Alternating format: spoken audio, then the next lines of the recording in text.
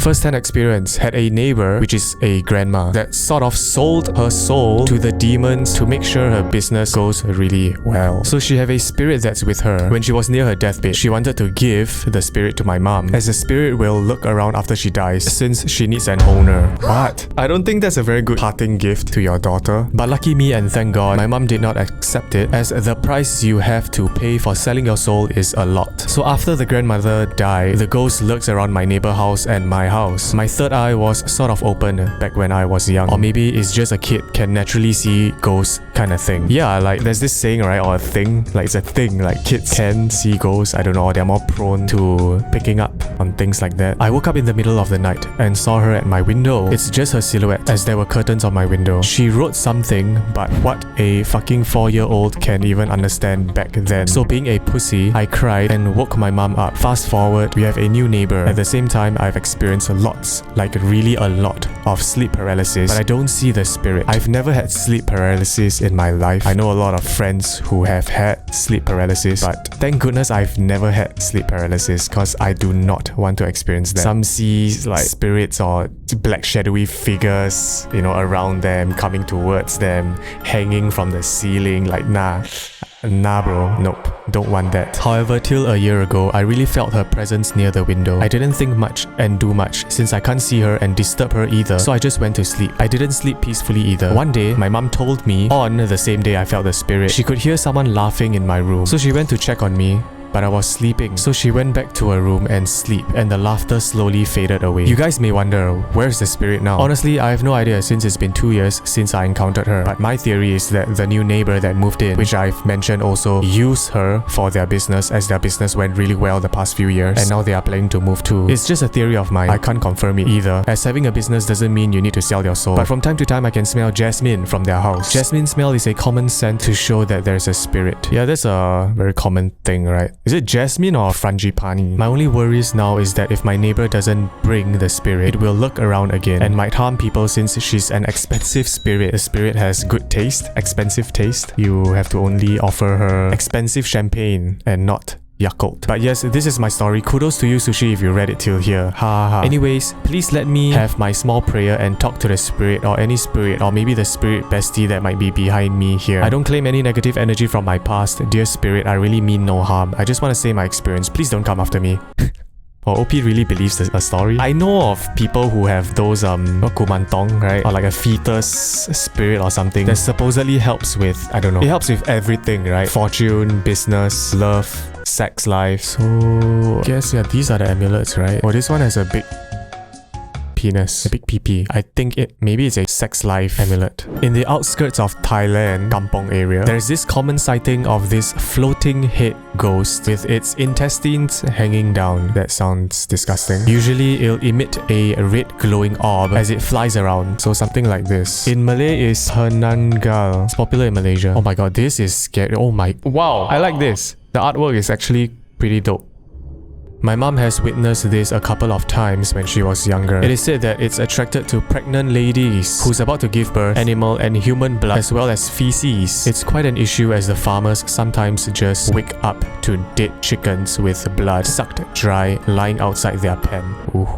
That's unfortunate. When a pregnant woman who's about to give birth in the house, usually they'll place sharp wooden sticks around the house perimeter and under, because kampong houses there are elevated and the head can fly under, so that it can't enter. It is scared of sharp objects because it'll get stuck into their intestines. Yeah, makes sense. There's been cases where it possesses elderly folks and take form of their body. Why elderly folks? Is it because they're weaker? My aunt, who did a stayover once at her friend's place, actually saw that her friend's grandma was one of the possessed creature. My mom even told me that there was once where her dad would go up to that floating head with a rake or a pitchfork to stab its intestines. At most, they'll get scared and fly away.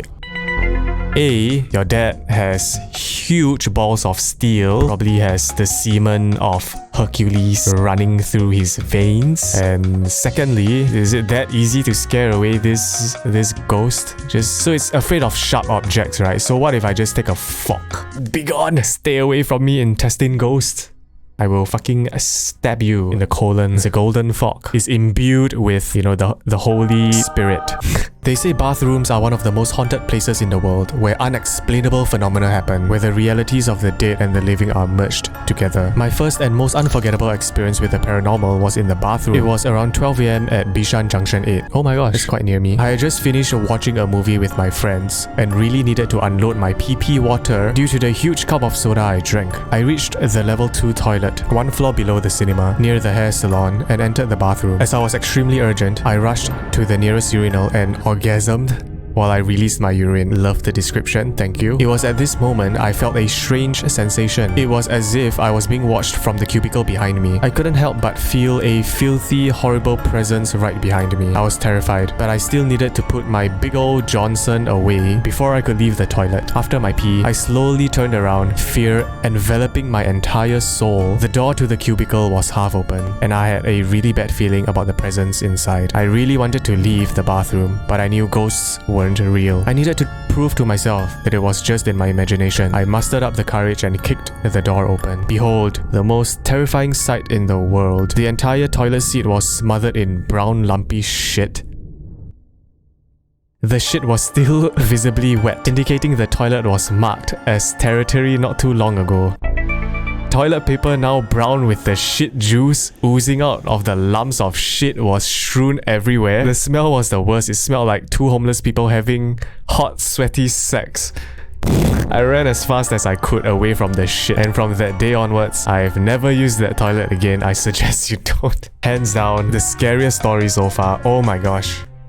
Oh my gosh, my palpitating heart. Spoopy. Shiver me timbers. I mean, hey, diarrhea shit? Oh my gosh, oh my lord, is the worst. Hey daddy Sushii, a Rero girl back again. Smiley emoji. This isn't my story, it's my dad's. I don't know how true it is lah, you know how dads are. But basically back then, he used to work at a plastic bag factory / manufacturer at Red Hill, and he would tell me many creepy stories about his time there. That being said, here's one that stood out to me the most. So there was a need for overtime workers at the factory, but apparently no one was brave enough to work OT alone. So my dad and his balls of steel said, I'll do it. And he became a regular OT worker. The factory was already quite eerie. I mean, imagine being in a huge and crusty old factory all alone throughout midnight. But he said it was built directly above an old cemetery. Ooh.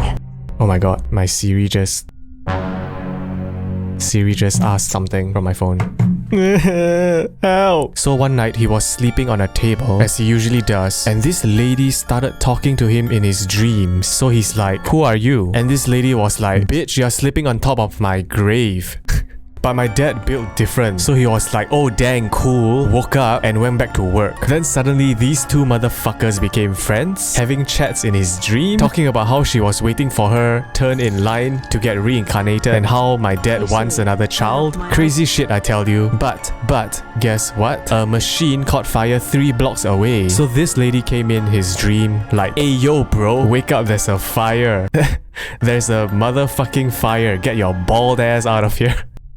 Thanks Rero Girl for this story. Once again, I love your writing style. You should consider becoming a writer. So just like she said, he woke his bald ass up and was like, yo, Chibai, what the fuck? And Usain bolted out of there. He deadass got saved by a ghost, bro, I can't. To thank the lady for saving him, he burnt Chinese papers and all that for her. And she actually came back and said, you're welcome. She a real one though. If she didn't want my dad, I wouldn't have been born. So anyways, that's my dad's story. Hope you enjoyed it.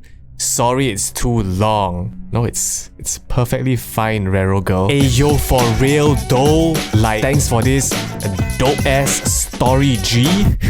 That's how I think a Rero Girl would sound like. But yeah, thanks for this story. And thanks for tuning in. Hope you guys enjoyed the stories. And thank you to all of you who submitted a story. I'm sorry that I couldn't read all of the stories. But thank you for submitting a story if you did. Yeah, I'll see you guys soon. Thanks for tuning in.